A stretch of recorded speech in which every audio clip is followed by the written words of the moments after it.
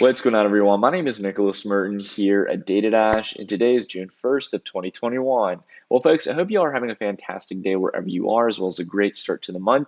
And in today's video, I want to dive straight into the question that's on everyone's mind as to whether or not we're confident that this is just a mere short-term correction that's going to recover soon, or are we in the midst of the beginning phases of a full-on bear market?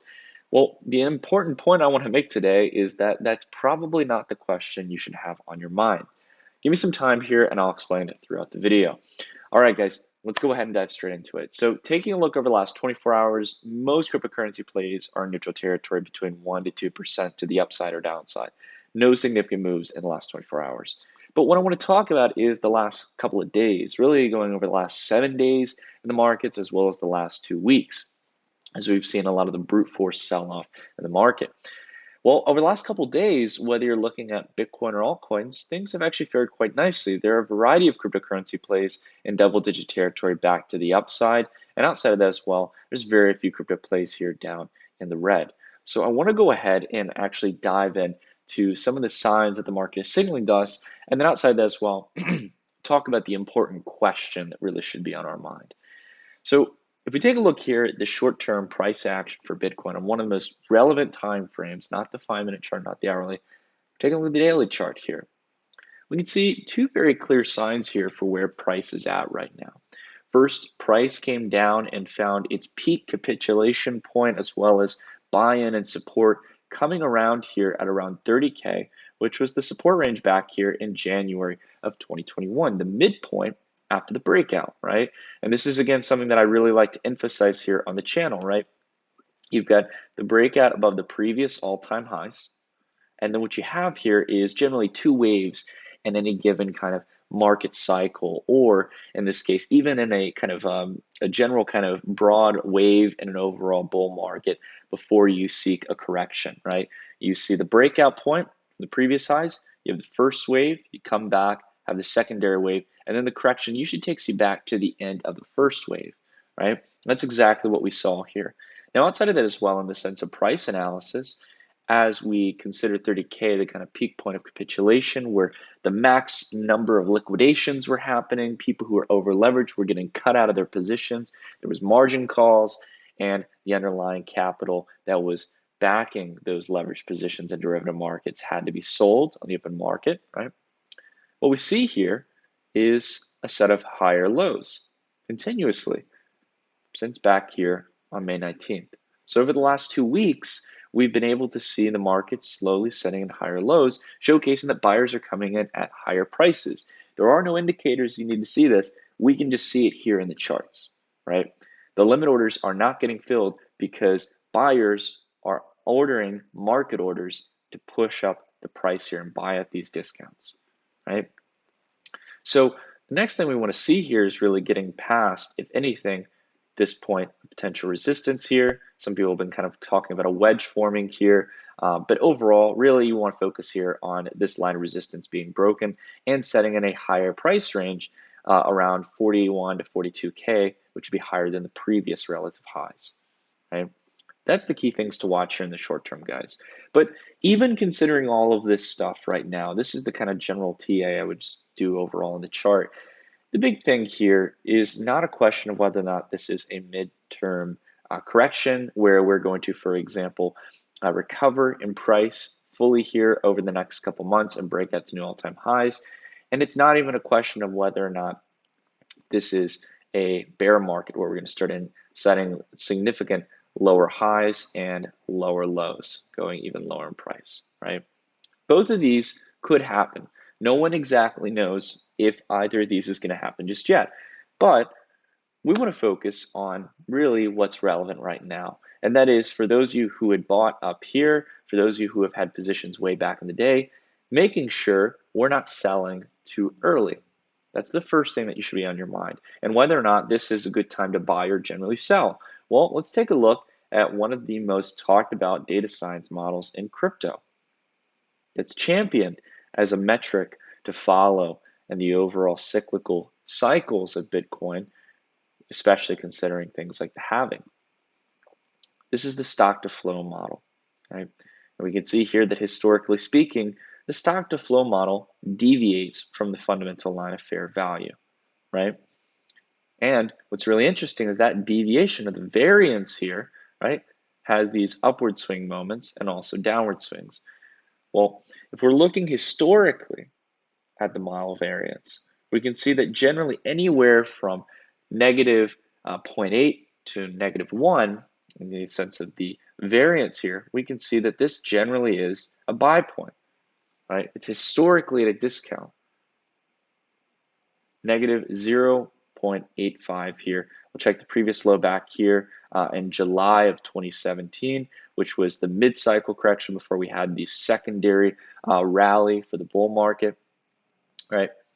After we topped at 3,000 and went down downward towards 1,800, right?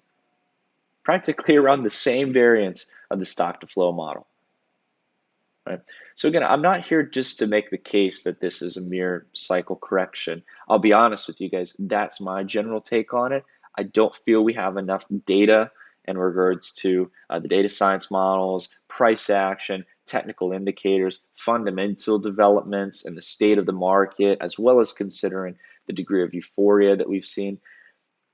I don't feel like we could even be close to a market top. But the key thing here is not to debate about that. That's the endless argument that we could have for hours on end as to what's the truth or what's reality. The fact of the matter is that the stock to flow model, as well as a variety of other models, are showcasing that Bitcoin is at a general discount that we should be interested in, either in the sense of buying in or outside of that as well, waiting for a higher price range before you take profits, even if you think that this is a bear market, right? So I'll just go back to Bitcoin, for example, here, right? Let's dive back here to 2017. Let's say the worst case scenario is true, guys. Let's say we are in a bear market. Well, what's really interesting here, and one thing that's really important to note, is we had a 50% plus correction, roughly around the same here of what we saw here in the 5-day period going back to December of 2017, right? Well, interestingly enough, right, after that, we saw a massive move up, a 55% recovery in Bitcoin's price, only a couple $1,000s away from the previous all-time highs. Would have been much better to sell your positions at 17K, or when there was a general rebound. You know, if you just waited a couple days here, you could sell it for a much higher price here than where you would have sold it at the point of peak capitulation within this short-term time frame. Or for example, if you sold it here at 6K, right? You tend to see that there's rebounds following corrections that get you back again to a previous midpoint, right? And this would have taken you back to where you would have been in December 5th of 2017, would have taken you back to where it was in January 2018. So it never makes sense to sell during peak fear and to always generally wait for a rebound. And take the correction back here in June of 2019, right? Come back down here, down 22%, or excuse me, over 22 days, 35%. After that, as we start to build a base here, like we've been doing now, we go onward to regain 36% and revisit pretty close to the all-time highs, excluding about 1 or 2 trading days worth of price action, right? Now, again, it's sometimes a bit easy to say all this in hindsight, but the thing is you have to predict these things to a degree with analyzing current price. When you start setting in these higher lows, when you start building a base at previous midpoints of support in the cycle, right?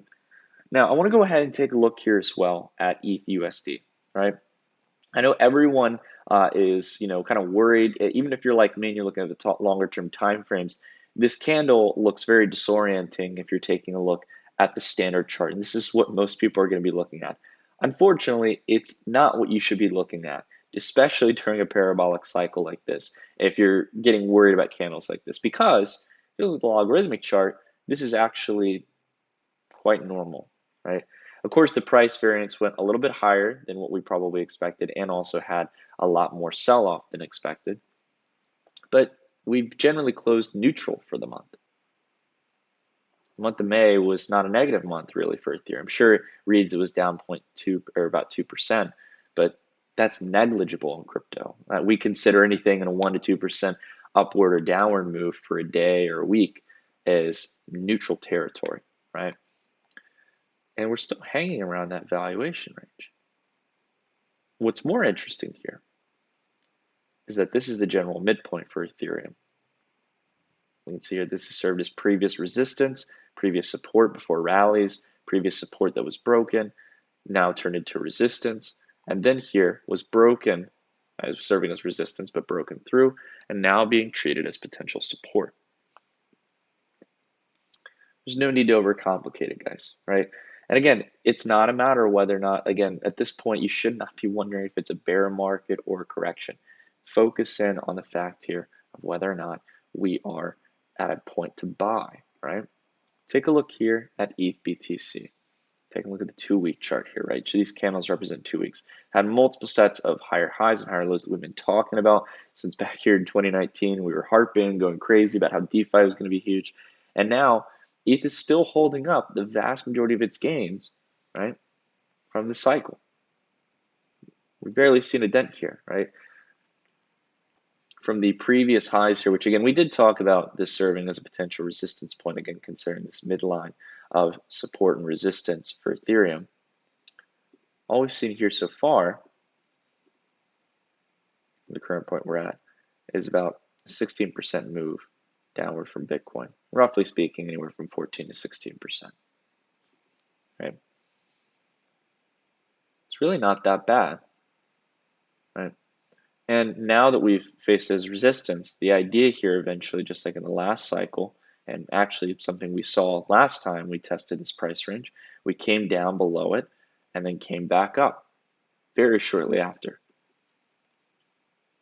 Candles aren't going to match exactly, but will we see something like that? Maybe possibly in the next 2 weeks, next 4 weeks. I think it's very likely.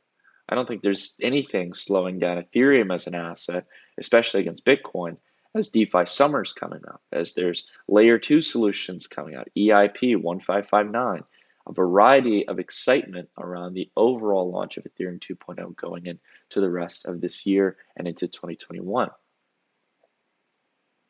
There's a lot to be excited about. And to be honest, guys, again, like right now, it's not a matter of asking that question. It's thinking purely here at the end of the day about the most important question, which is whether or not now is the time to buy. I have to tell you guys, in a bear market, at the top of a market, I'll say this, again, just to kind of exchange a bit of my opinion. Ethereum, whether it was here in the mid-cycle corrections or even at the peak of the market, right, would not be up as much as it is now. Look at what happened last time Ethereum's price when the market was topping out. It was selling off. It was dropping like a rock. So, I mean, again, the key thing here to keep in mind is analyzing all elements of the market, trying to get as clear of a view as possible. Now, if you're one of the types who really enjoyed this kind of broad, long-term time frame and macro analysis, asking questions whether or not we're in a bear market or if we're just in a mere correction, and also just generally knowing when to buy or sell in the market, I highly recommend you guys check out the new edition of the Dash Report that's going to be dropping out today. If you guys haven't signed up yet, there's a link down below in the description. It's not only a great way to support the channel, but it's a place where I put all my macro thoughts on both the crypto space as well as equities, commodities, and Forex markets. It gives a full 360 view of what I'm seeing within financial markets. So if you guys are interested in that, please check that out down below in the description. I think that there's a lot of exciting content in there for you guys. But that's it for today's video, guys. Outside of that as well, there's just some really cool fundamental developments. Ethereum gas fees have dropped down to record lows that we haven't seen back here since July of 2020, which is very, very nice news considering the price appreciation of ETH.